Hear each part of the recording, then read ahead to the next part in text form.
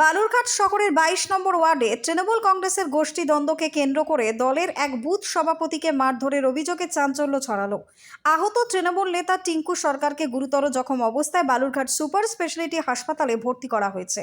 হাসপাতাল এবং স্থানীয় সূত্রে জানা যায়, বৃহস্পতিবার বিকেল 5:30 নাগাদ একটি বিষয় নিয়ে আলোচনার নাম করে তাকে ডেকে আনা হয়।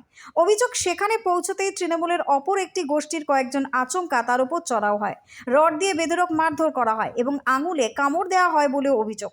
কোনো রকমে তাকে উদ্ধার করে হাসপাতালে নিয়ে যাওয়া হয়। আহত নেতা দাবি করেছেন, রাজনৈতিক গোষ্ঠীদ্বন্দ্বের জেরে এই হামলা। ঘটনায় বালুরঘাট থানায় লিখিত অভিযোগ দায়ের হয়েছে। পুলিশ হাসপাতালে গিয়ে তার বয়ান নিয়েছে এবং ঘটনার তদন্ত শুরু করেছে। Bureau report, Hili news Bangla. আমাকে মেরেছে প্রশান্ত দে, অনন্ত দত্ত। কেন মারলো?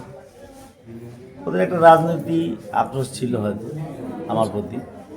আমি 22 নম্বর ওয়ার্ডের প্রেসিডেন্ট টিঙ্কু সরকার, ব্যাকেটে রাজু।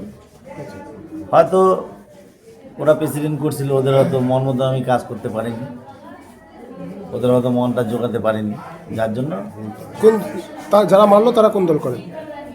তারা আমাদের দল। আপনি কোন দল করেন? আমি তৃণমূল কংগ্রেস, আচ্ছা। 22 নম্বর ওয়ার্ড প্রেসিডেন্ট। আমাকে ডেকে নিয়ে গিয়ে মারলো? ডেকে নিয়ে মারছে।